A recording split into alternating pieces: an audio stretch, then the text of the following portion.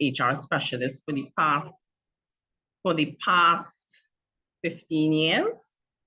And I just want to touch on some things, of course, that I have seen in the industry. And I'm hoping that whatever I discuss with you this evening, that it is helpful to you in your future job searches, if any, or if, just updating your resume. I also have online with me, Miss Aisha Skinner, who, in the event that, there's a shortfall in terms of anything that I may have missed, that she can kind of jump in and assist me. So thank you all very much.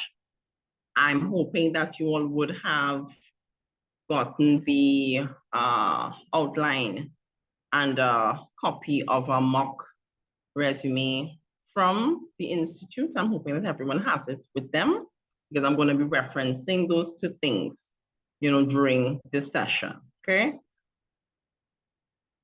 If you have any questions, I believe there's a chat on this side, so if you have any questions at all, and I do encourage questions, please just type it out on the side so that I can see, and I'll try my best to answer at any point of time. So the first thing I want to delve into, at this point, we should all know what a resume is, but just to refresh everyone's memory, a resume is basically your calling card, okay? That is what you need first in order to open that door for you to get that in. Now, a resume, of course, should have certain details like your name, your personal information, your education and experience. Now, most times, a lot of people mix up, a CV and a resume. Basically, it is the same thing. However, a CV is a lot more detailed than a resume.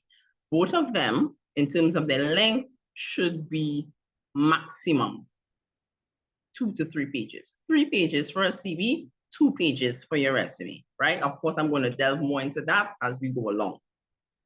So what is the purpose of your resume? As per outline, the purpose of your resume is basically to introduce yourself to your potential employer with the hopes of obtaining an interview. What should your resume comprise of? Firstly, your name. That should be standard. Your government name. Let me be clear on that. No monikers, no aliases. We have seen people put their home names on their resume. That is not acceptable, okay? Remember, your resume, as I said before, your resume is your calling card.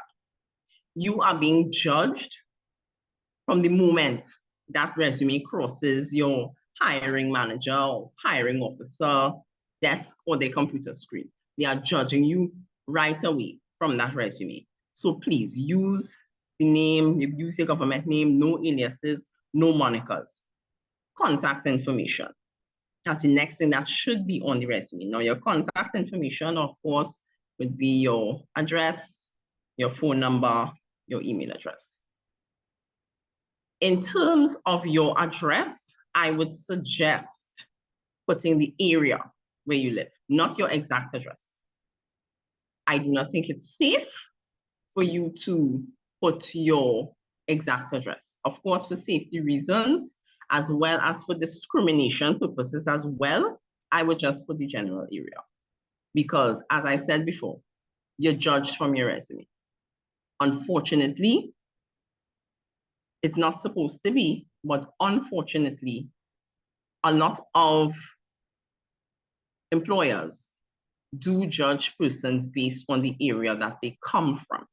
So even if it is you are skilled and you know what you're doing, from the time that they see you from a certain area, they are going to put it on the side. That is just the reality of the situation, right? I'm here to tell you the truth, and that is just the truth of it. So if you can avoid putting the exact area, exact address, feel free, put an area. So for instance, if you're from Kunupe, put Kunupe, right? If you're from Shogunas, put Shogunas, right? Now, next thing I want to get into, of course, with the contact information is your phone number. The phone number listed on the resume should ideally be your phone number. Now, there are moments, of course, that may be unavoidable where you would have to use someone else's phone number. I am telling you, if you can avoid doing that, avoid it. Put your phone number. Reason being, if you are going through 100, 200 resumes a day, and you're trying to shortlist candidates, and you say, okay, I'm going to call this person for this particular job. You go, you call that number. If you don't get on to them, you're going to move on to the next person, right? There are times, I'm being honest, I have done it myself. There are times you call, you get a spouse, person say, oh, well, my husband not around, or my wife not around, or you call somebody and you get somebody mother. Come on, try to avoid that if you could. If it's possible, do it. Of course, there are circumstances where you may not have your phone, or, people in financial constraints. Obviously, if it is you're looking for a job, you may be in financial constraints, but if you can avoid it, try to. Next thing you want to look at is your email address. Your email address should be your first name and your last name. That's it. Whether you put a dot, a space, a dash, whatever in between, that's up to you. But a professional email address should have your first and last name. Too often in the industry, you see people applying for jobs and putting some ridiculous email addresses, obscene email addresses. I mean, the email address that you would have used as a teenager is not going to work for you when you're looking for a job.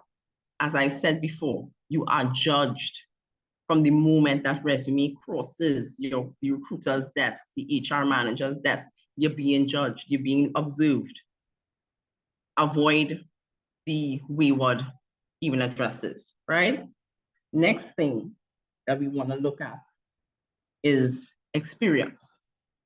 So you have your name, you have your contact information. That's going to be at the top of your resume.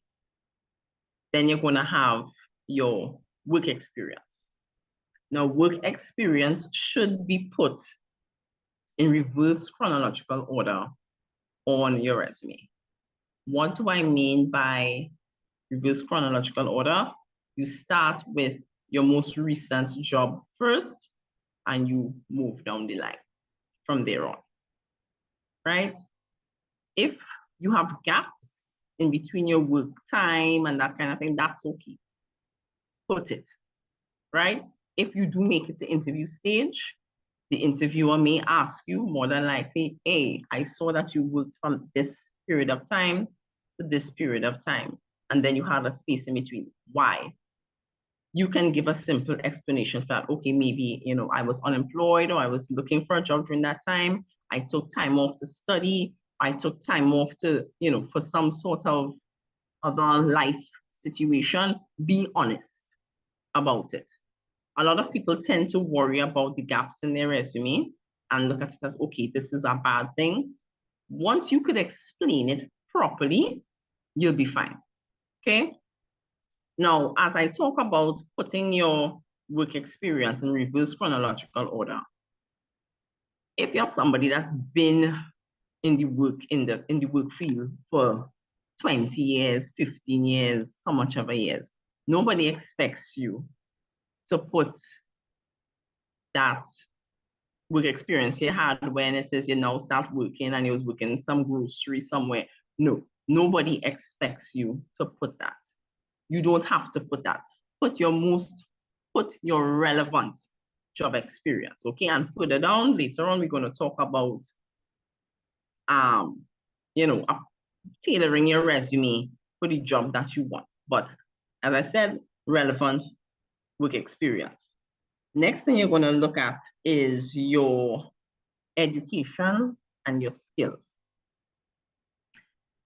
Same approach, reverse chronological order, your most recent stuff first, followed by, whatever is later down. Now, in terms of your experience and skills, again, tailor your experience and skills section to the job that you are applying for. So you are not going to apply for an accounting job and then put that you have a certificate in baking. That will make no sense, right? Make sure that whatever you are applying for that the experience that you list on your resume is relevant. There are people that have 2 and 3 and 4 degrees, and they have several certificates or certificates and all kind of thing. You don't necessarily need to put all those certificates on there, because remember, at the end of the day too, you're looking at real estate on your resume, right?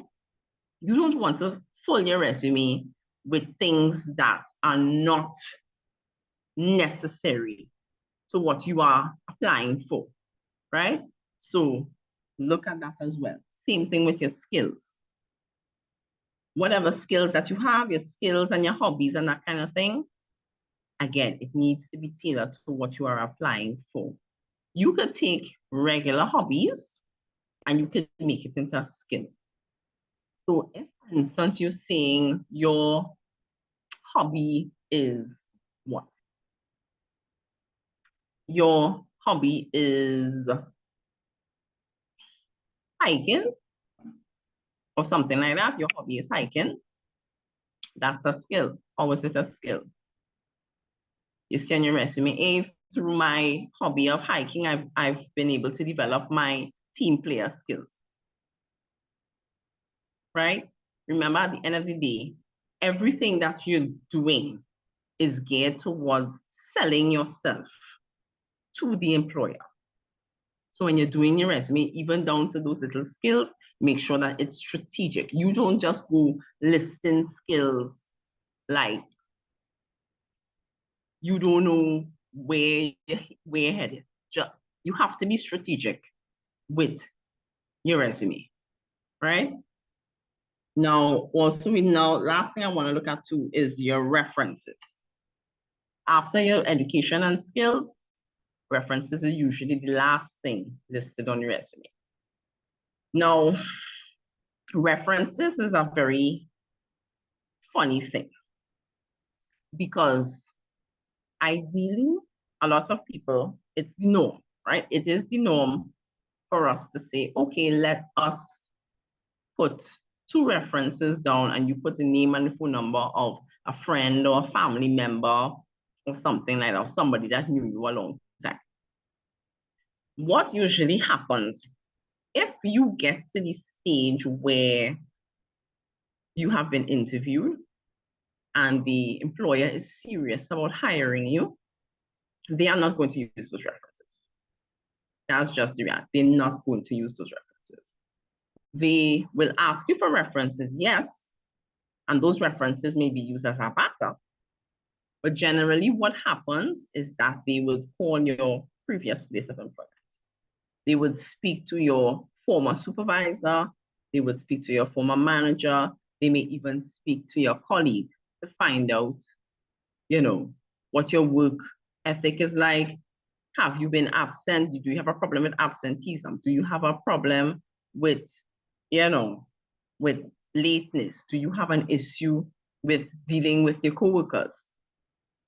So what I usually like to tell people with references, it's okay to put references upon request, right? Not everybody is going to agree with me, and that's fine, but I would do that. I would put references upon request, allow the employer to say, hey, do you have any references? If they ask you, well, then you provide it. If not, know that they'll probably do a background check on you another way, okay? I want to look at now resume do's and don'ts. So I did speak about some of those do's and don'ts while I was discussing, the things that are supposed to be listed on your resume. And just to go that over again, your name, your contact details, your experience, your education and skills, and finally, your references. Resume do's and don'ts. Again, email addresses, keep it professional, right? We already just went into that. Personal information, people like to put their ID card number, their marital status, how many children they have on their resume. Nobody cares. Nobody cares about your marital status or how many children you have in that moment of time. If They do ask you about it in the interview. As a by the way, sure, you can answer. But remember, at the same time, we have Equal Opportunity Act. You don't want to open up yourself again to discrimination. So certain information should be kept private. Don't put that on the resume, right? Again, we're looking at tailoring your resume, as you would see on the outline. Tailoring your resume is very, very, very important. I cannot stress this enough. There are people that are looking for jobs and find it difficult to find a job. When you look at their resume, you realize, wait now, you're well qualified. Why aren't you getting placed? And sometimes it's just a situation of not tailoring the resume to suit whatever they are applying for. Okay, so for instance, I met someone a few weeks ago, a gentleman a few weeks ago. He is qualified in, I believe his qualifications were in environmental management. He has a master's, he has a first degree, demand on paper, is qualified. However, for the last 20 plus years, the only job that he could have gotten was in administration. And now at this stage, he is lamenting because he's like, you know, I have a good looking resume. Why am I not getting a job? Because employers are confused, plain and simple. If I am looking at a resume and I'm saying, hey, this person have a lot of good administrative experience. Yeah, we could use this person. Then you look at their qualification and then you see, well, wait now. Environmental management, a master's in environmental management. How does that work? Certificates in accounting, how does that add up? Right? You're sabotaging yourself when you do that. So if for him, if he is applying for an administrative job, in his first degree, he actually has a minor in, I believe it's a minor in HR or something like that. Play up that. Play up the minor in HR. You don't have to put environmental management, a BA in environmental management. Just put your bachelor's with a minor in HR. If you have any certificates to back it up, do that. But these are this way, you're taking the opportunity to play up what you actually can do, as opposed to what you may have been qualified in. I don't know if that is making sense to you all, right? So tailor your resume for the job that you want. Okay? Photos. That is another controversial topic in the HR field. Photos. Now, again, for me personally, I would tell you, avoid putting photos on your resume. One, in first reason, you open up yourself to discrimination. Right? You open up yourself to discrimination by doing that. As I said before from the beginning, your resume is your calling card. And you are judged from the moment that resume crosses that person's desk, you're going to be judged. You put in your photo, you instantly putting yourself in a disadvantageous situation, and you don't even know, because you don't know how biased the HR manager or HR officer would be. What if I have a professional photo? Don't put it on your resume. There are certain, what I would say is this. There are certain careers that they may want to see you, right? So there are certain careers where your appearance matters, or what you look like matters. However, if you have let's just say, what profession? A lawyer, right? You're applying for a firm or something like that. Even if you have a professional photo, your professional photo, leave that for LinkedIn. If you putting together your LinkedIn profile, put your professional photo on your LinkedIn profile. If after the interview, you know, the employer is serious about you, they are going to do search on your socials, right? They are going to search for your LinkedIn. They are going to search for your Facebook. They are going to do these things. Put your professional photo on your LinkedIn page. Do not put that on your resume. At the end of the day, your resume is supposed to provide a snapshot of what you can do. One, putting a photo takes up valuable real estate. Two, again, as I said before, you are opening up yourself to biases without even having been interviewed, right? So if you can avoid it, try to, okay?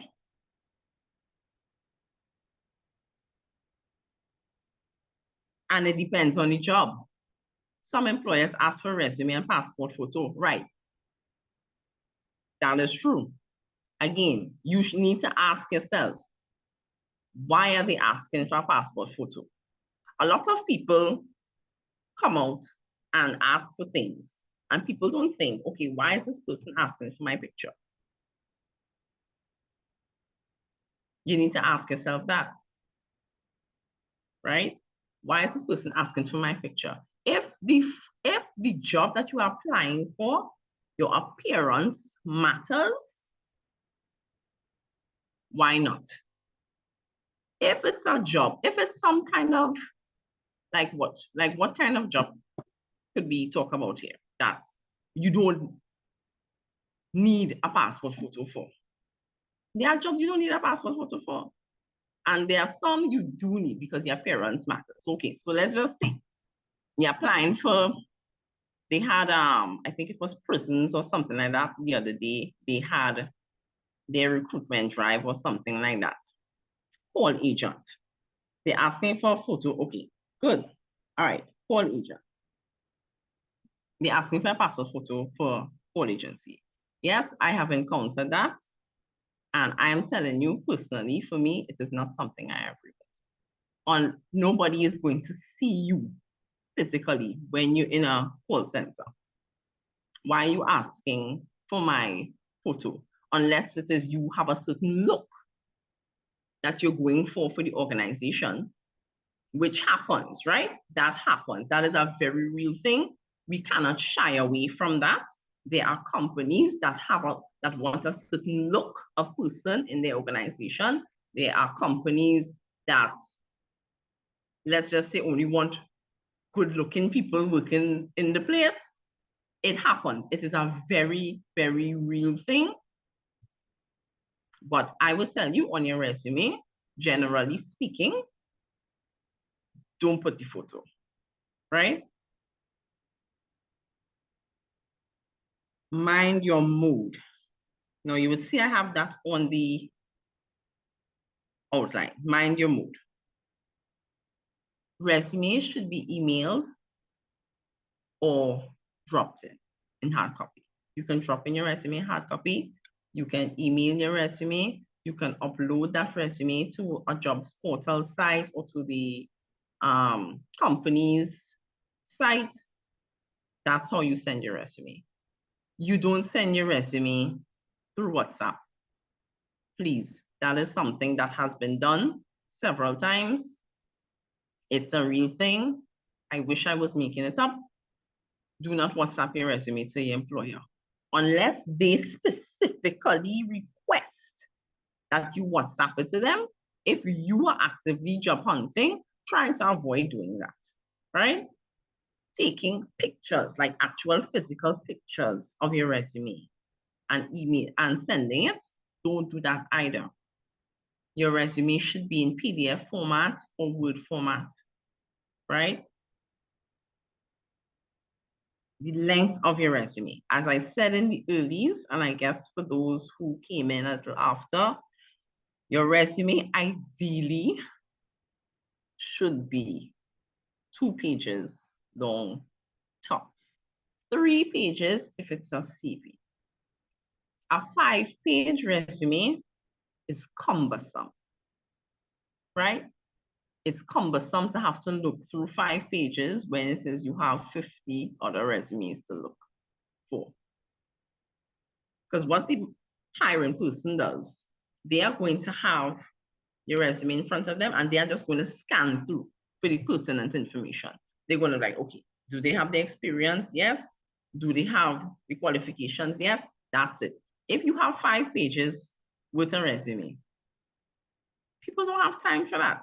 So try to condense it if you can. Again, this ties into tailoring your resume to suit the job that you apply for. Try to condense your resume as much as you can, right? Now, there was something that I forgot to mention earlier, and I will go into that now in terms of your job experience, right? Before I move on. With the job experience, now you see, people are listing their position and they basically listing a job description, job duties. That's all well and good, but it does not set you apart from 50 or so other persons that may have a similar job description, right? What I would suggest to you is that you focus on your accomplishments. Look at the things that you have accomplished in your job and put those things. Yes, you're going to list some of the duties that you can actually perform, but look at what you've accomplished in your job. So if it is, for instance, you're an admin assistant, right?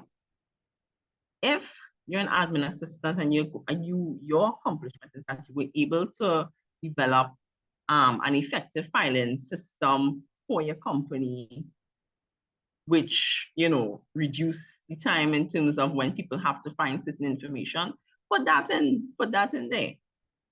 Anything that you would have accomplished, put that in there, because that is going to set you apart from everybody else, right? So what you want to look at is things that you've done. So under your experience, look at what you've accomplished, look at the things that you have done, and put that in there. Don't just list duties and just rattle off a bunch of duties, right? Layout and style. Now, in terms of your layout and style of your resume, your layout, of course, should be eye-catching, but simple, right? Very bold colors. Try to stay away from very bold colors. So you're not going to put a bright orange heading or anything like that on your resume. Try to keep it neutral, maybe, keep it to blues, grays, boring colors, right? But the layout of your resume should be such that the person will look at it and be like, oh, okay, this resume looks good. And they're willing to pick it up and go through it, right? I will show you an example at the end. I will give you an example. I think you're already supposed to have it of, a resume that that we received from someone. It's not perfect, but it should give you an idea in terms of layout of what your resume should or can look like, right? Cover letter. Now, in terms of your cover letter, this again is another controversial thing amongst HR persons, because your cover letter is supposed to basically provide a snapshot of you. It's supposed to be the way that you sell yourself in the beginning, to say, hey, this is what I can do. See my resume for more, basically. However, oftentimes people take the cover letter and they do a bit too much with it, right? The cover letter is not there for you to write down your entire life story. I should not have to look at a cover letter and see font 10 and the entire page is the cover letter. Again, when you're dealing with several resumes at a time, nobody has time to look through and read through all of that. Keep it concise, keep it maybe to half page, introduce yourself quickly in terms of your major achievements, who you are, what you do, what you can do. Keep it simple, keep your cover letter as simple as possible, right? Now, some persons will tell you, hey, cover letter not even necessary, right? And I am actually one of those people that personally would stay away from a cover letter, right? I think all of the information that you need to relay to your employer should be in the resume, because that is what they're going to look at anyway, right? They're going to look at your resume first to see if you could do the job or not. However, it's always good to have a really good cover letter in the event that, because some employers still do ask for it. So I would still have a nice, concise half-page cover letter ready there. Please, not a full page, not a page and a half. Keep it short, right? All the meat of the information should be in the resume itself.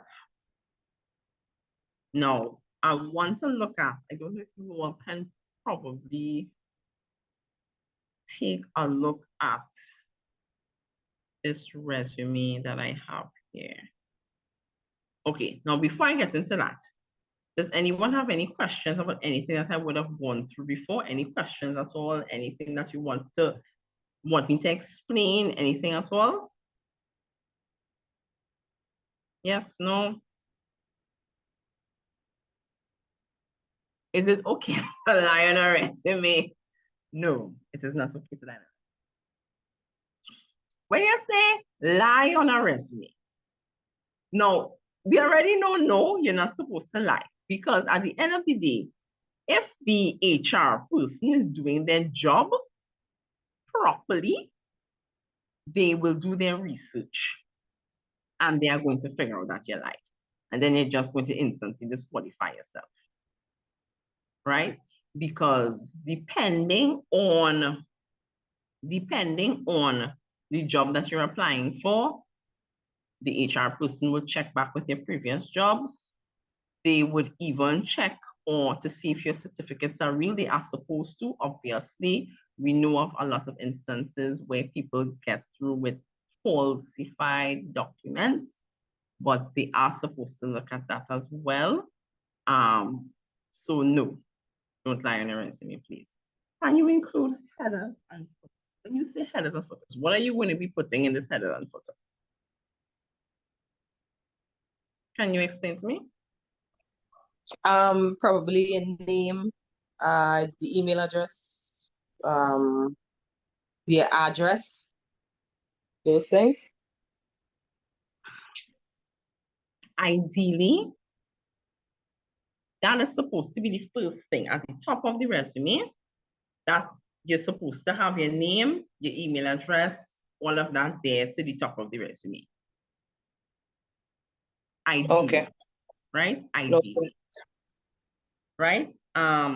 If you want to include a footer, again, as I was saying before, you're looking at real estate, right? You're looking at real estate. If you have 2 pages, you're supposed to have 2 pages. You need as much space as you can to put in all the information that you need to put in. You don't want to use up space that could be utilized elsewhere, if you understand what I'm saying. Right? Yeah. If you do have the space, well, then you could put a footer and it probably just reiterate or whatever. But ideally, it should be to the top of the resume. First page. Okay, thank you. No problem. Okay, so are we good there, or can we move on to just looking through at the mock resume? I see some resume, they include their Instagram. All right. Yes, no, okay. I'm glad that you brought that up. Is it Karishma? Okay, thank you, Karishma. I'm glad that you brought that up. Yes. No. If you're, as I said before, right? Let me start this.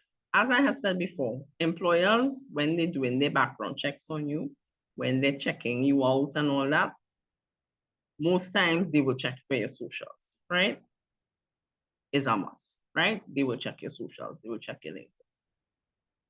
I would not suggest you put in your personal Instagram on your resume. I would, however, strongly encourage you to set up a LinkedIn page if you can, and put your LinkedIn details on your resume. And plus, at this stage, once you work in, you should have a LinkedIn. LinkedIn is excellent for networking. It's it's a good tool for networking. It's a good tool for, even finding a job through LinkedIn and establishing yourself as a professional.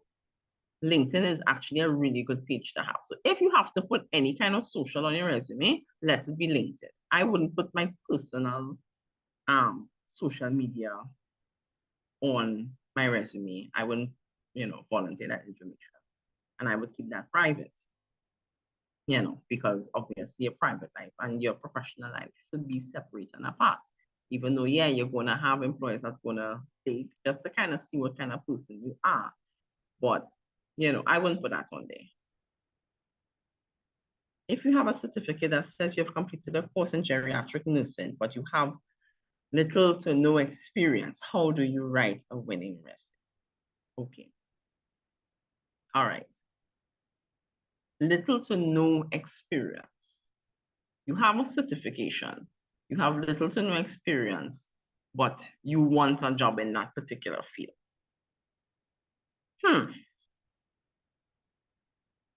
With that, I would usually suggest putting in the resume, put what you learned on your resume. So yes, okay, on the experience, usually with these programs, you would have a practical. Am I correct or no? If I'm not mistaken, I think you're supposed to have a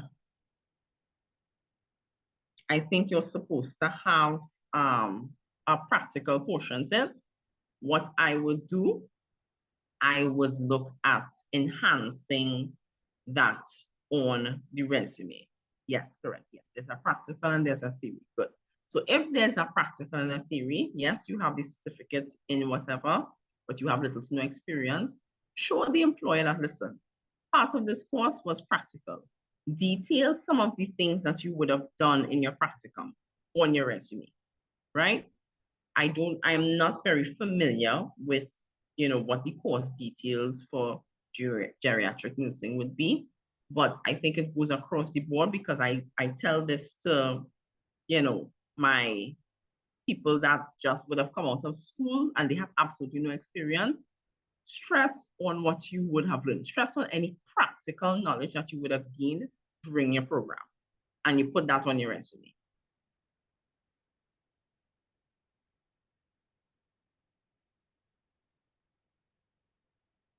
Urshma, job doesn't want people with no work experience. That is very true.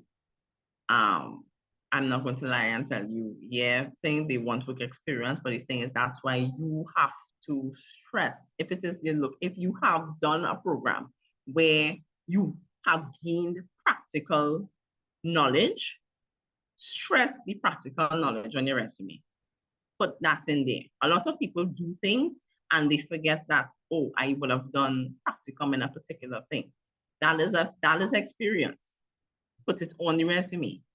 But that during this particular program, during this particular course, I would have done X, Y, Z as a practical, or I would have achieved 20 hours or 40 hours or how much ever, whatever that time is, doing X, Y, Z. Put that on the resume.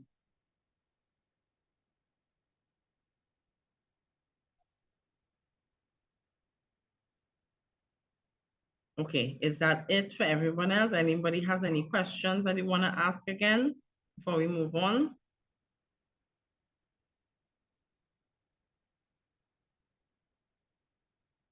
Okay.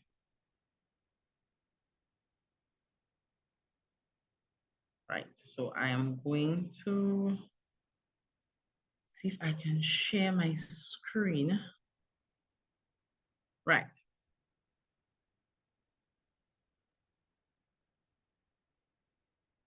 All right, so everyone is seeing the Jake Smith resume here, right? Yeah.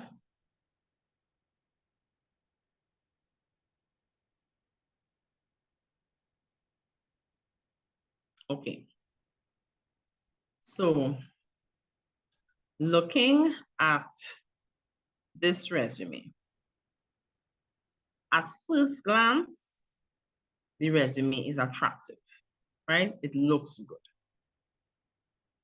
The outline, the layout is pretty simple, but it does what it's supposed to do, which is catch the eye, right? This person, in lieu of a cover letter, she did a summary. This person did a summary, right? Basically just highlighting the major points of her career, that she has 10 years experience in industrial relations, etc. Right? Straightforward, straight to the point, right? Because of the amount of experience she has, instead of listing all of her job experience, the person just put what their core competencies are, right? Which is something that, yes, you can do, right? So for those persons who may have extensive work experience and you're unable to list everything on the resume, you can use this opportunity to highlight some of your strengths, right? Which is what this person did. She put, you see the job experience, and she put her experience there. The only thing that I may have done differently with this resume, why I would have advised this person to do differently with this resume, it's very wordy. At first glance, you're looking at it and all you're seeing is words. I would tell her, listen, simplify some of the things that you have here, simplify some of the points that you have here. I would also tell her, add in more accomplishments so that she can shorten some of the things that she has here, right? She put her certificates and stuff on the side, right?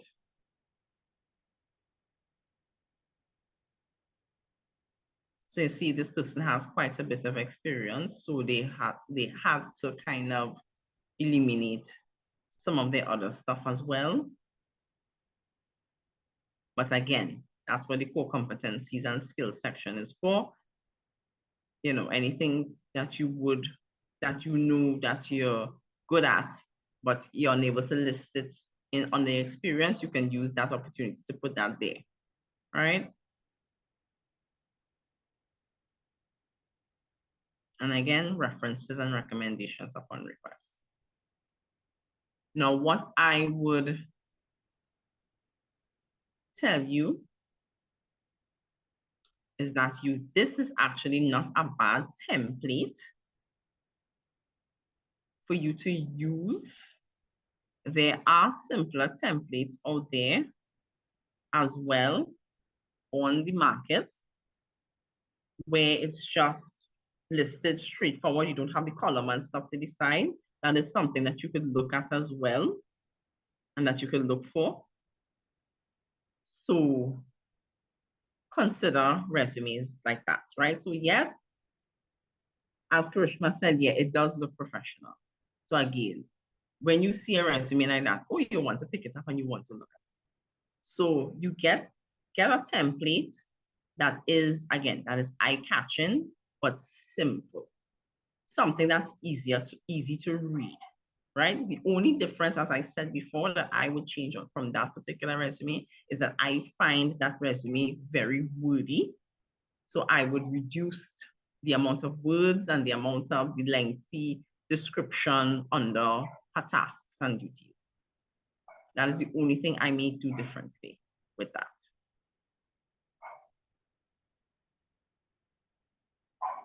Where can students find templates to create resumes? You could Google I mean, Google is a good option. You can Google. I do not have any particular specs. I will see what I can do. Yeah, Word, Google, Canva. Canva, if it is you're not versed with Canva is pretty easy, but there are still people that still have a lot of problems using it. And Canva does have very colorful, very bold resume templates. So for those persons that may be versed with Canva, I would suggest, try Canva. And you could get some nice one page if you're trying to create a nice, clean, simple one-page resume. Canva is a good option. Again, Word also has some really good templates out now. It's not like long time where it was just the plain black blah looking resumes. Word has some really good templates out as well that you could check out. But just remember, keep in mind, your template has to be simple yet eye-catching, right? So maybe the top part of it could be, some color. You could have some color to the top part because, of course, that's what you need to catch, the hiring person's eye. And then let the rest of it just be simple and let it flow into each other.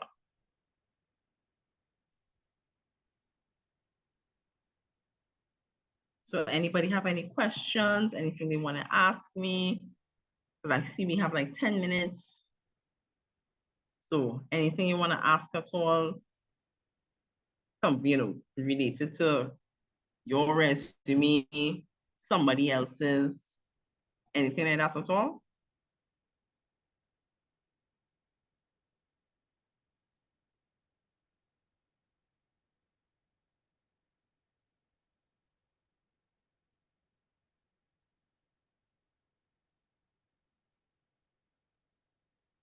Come on, no one. Thank you so much, Miss Rosalie. Can a level 2 certificate help get a job? A level 2 certificate in what?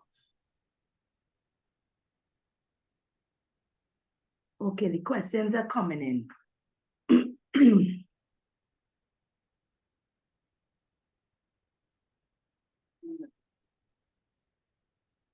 Geriatric nursing.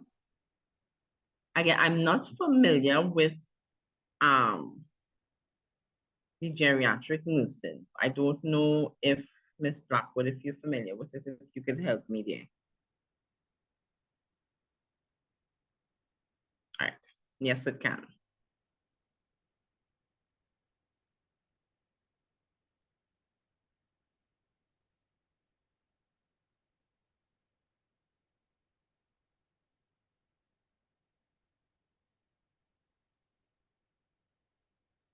And yes, Miss Blackwood did reiterate, yes, you can get a job at level 2, but it's imperative to highlight your skills. So as you all would have told me earlier, that particular course is both a practical and a theory, highlight your practical. Highlight the things that you would have learned in your practicals, because that could assist you.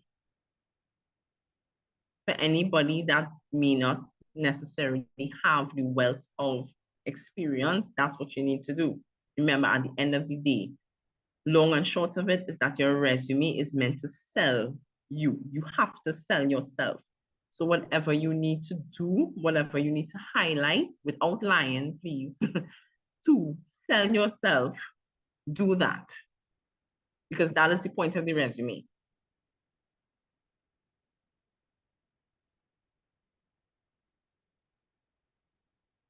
When emailing your resume, do you put your cover letter on the composed email part of the email if it is requested by the employer? I wouldn't do that. If the employer requests a cover letter, I would put that as one attachment with the I put it as one attachment with the resume, one document. So when they print it out or they open it, it's all there. I wouldn't necessarily put that in the email itself. Again, it all comes down to keeping in mind that you only have a few seconds to sell yourself to the HR person or to the employer. If they are looking through hundreds of emails a day, when you put in this body of this email, this lengthy thing, they're not looking at that. They're going to skip that over. Nobody's looking for that. Probably they're going to put, hi, what you're applying for, your name, okay, and they're going to download the document. When emailing, do you type anything in the email? When emailing, do you type anything in the email like hello, good morning, and send the resume? Well, yeah, you could. Now, it's always nice. It's always a nice touch if you can do your research and find out who the HR manager, HR officer, or the employer is in terms of their name. That is always an excellent touch. If you can find out who that person is and you could put in your thing there, whoever, that's good. That would be a good thing. If you don't know, well then, good morning, etc., etc., or hello, etc. But I always like to tell people, try to find out. If you can, try to find out who exactly, try to find out who exactly is going to be looking through the resumes, who the HR person is. It is a nice touch. It shows that you took the time to do your research, and employers like that.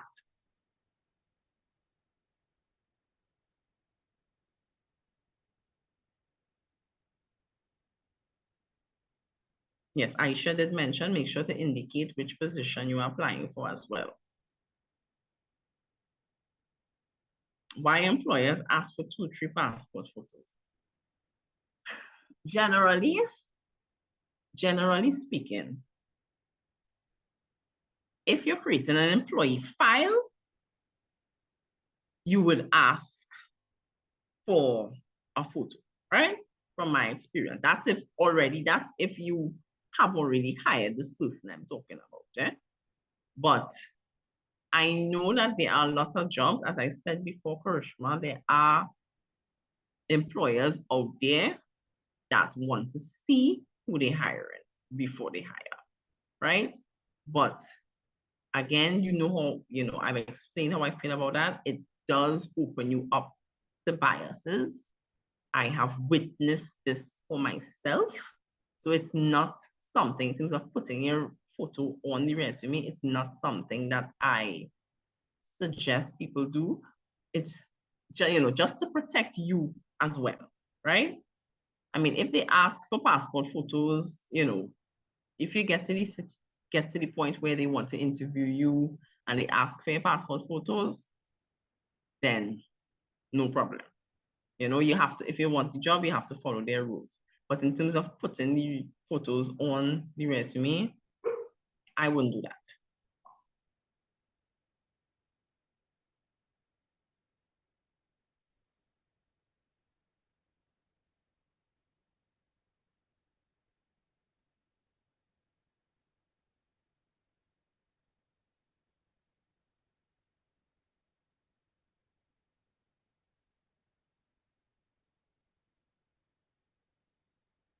Okay, are there any other questions? Anything before I go? Anything at all before I give you guys back over to Ms. Blackwood?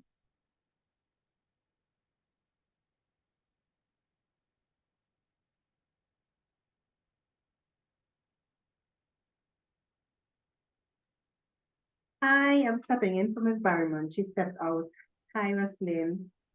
Hi. Okay, guys, so do we have any more questions in reference to creating your resume? Anything that you want to ask, but you're scared to ask, you think it's a stupid question, you don't want to ask? Any questions before Ms. Roslyn takes her exit?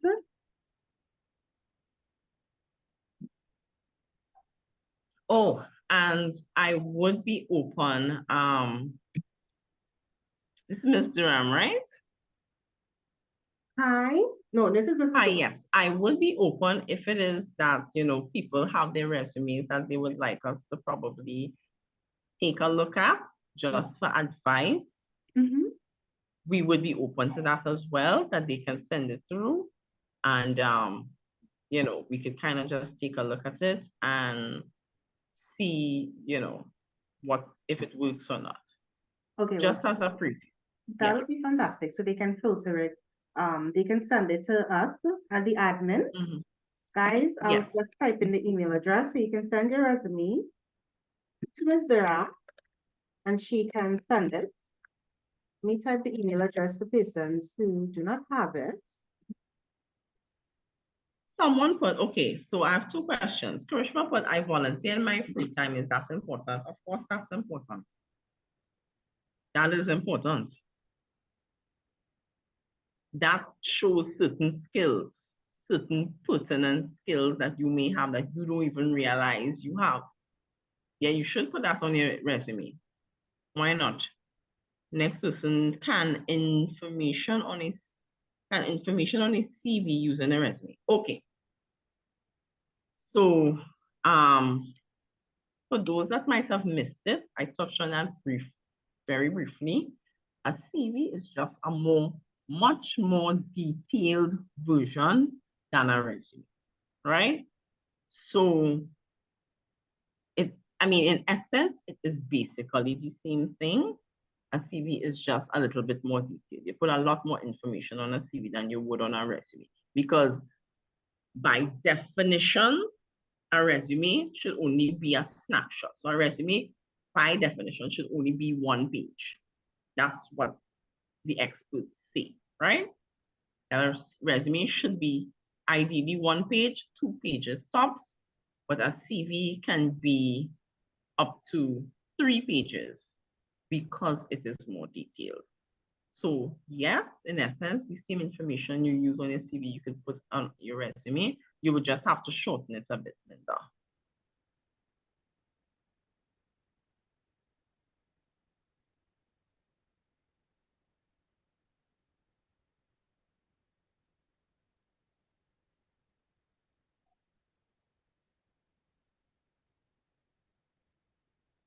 Right, Okay, guys, so is it there does not- anything else before I leave? Anything before Miss Roslyn takes her exit? Anything else? Volunteerism. Krishna, that's actually a very good question about the volunteerism. Krishna, Is it true you need links to get a job? You know what? I think I will withhold that. I think I will put my hand. I had, is it, My answer on that. No, Karishma, you do not necessarily need links to get a job. But, considering the environment and the society that we live in, links can always make things easier for everybody. That's unfortunately, that is the thing. And the way to fix that is through networking. Networking. Can I add, that is where the LinkedIn comes in. That's a very, very important tip that I hope everybody takes away. LinkedIn is an important networking tool. And to add to what Ruslin said, highlighting your skills, it's important. LinkedIn is not Facebook. It's not Instagram, right? It's a professional networking tool. And if you are looking for a job, you're looking for Karishma, I shouldn't say this, but maybe that's where you would find some of the links as well, because all of the professional professional persons are actually on LinkedIn. And it's a very, I think there's a LinkedIn Trinidad and Tobago, if I'm not mistaken, a group. Yeah, there's a yes. link to Transbigger group. Yes, there's a LinkedIn Trinidad and Tobago group. I'm not sure for persons in other countries if there is, but it is an ideal platform where you can network and link with employers. But I want to reiterate, it is not Facebook. You're not going there to post and share stuff. You are sharing professional insights. You're speaking about the skills that you have, skills that you would have honed, and your interest in networking and finding a job and so forth. So that is very important. And I hope at the end of the session, persons, if you don't have a LinkedIn account, please go and create one. And use some of the tips that Roslyn shared so that you can create a professional profile. Yes, professional photos included. Yes? Yes, I'm seeing Sudine said that, yes, she uses LinkedIn. Yeah, LinkedIn is an excellent platform to use for networking. So, for instance, someone asked earlier about lack of experience, but having certain certification. Use LinkedIn. You could manipulate and use LinkedIn for that very purpose. So you could post articles about some of the skills that you've learned. Write an article, maybe try writing an article about what you would have learned.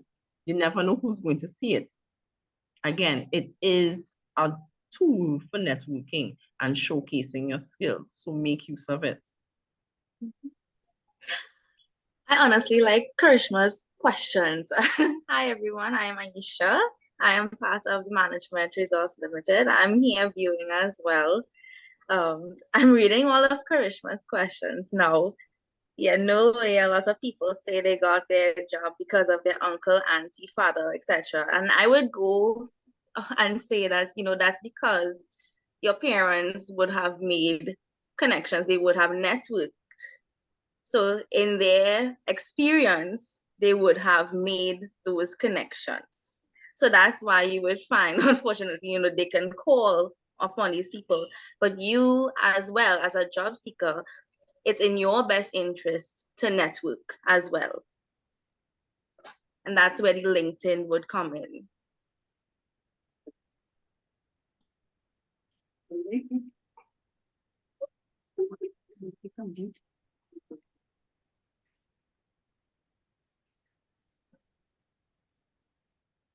So thank you, everyone. No problem, Karishma. Thank you so much. Thank you, everyone, for taking the time out, for listening, for asking questions. I do appreciate it very much. And thank you to the good folks at Global Career Institute for having me. I appreciate it. Thank you so very much, Roslyn, for attending and being here with us and sharing these valuable nuggets and insight on how we can build our resume. So we really appreciate both you and Aisha from Management Resource Company coming here to share the insight and give you a professional standpoint and pointers on how these students can improve as they go forward and they build themselves in the work world. Again, I want to thank all these students that are here from various classes and stuff. We want to just say thank you for being here and showing up for yourself. Like I always tell some of my students, when you make a step forward, it is for you. You're investing in you, and knowledge is power. And now you all can go on and apply that knowledge. So thank you so very much, everyone. Have a great evening. And if you are going home, get home safely. Reminder to so they can do it and get some feedback. Right. So reminder to use the opportunity. I know that was something that would have been offered. You can send in your CVs so that the facilitators can give their feedback and help you as you shape and enhance your resume. So don't take that for granted. Take the opportunity. So thank you again, everyone, and keep well.